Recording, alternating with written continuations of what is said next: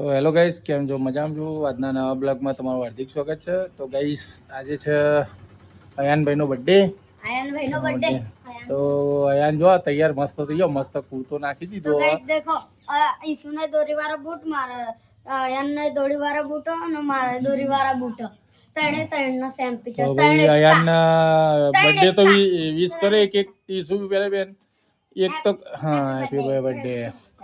Happy birthday bomb મારવાનો કેટલા વર્ષનો થયો? 1 2 3 4 5 6 7. ગાઈસ, આપણા જમાનામાં આવું હતું કે નતું? આપણે તો આવી ખબર જ નથી પડતી નહીં.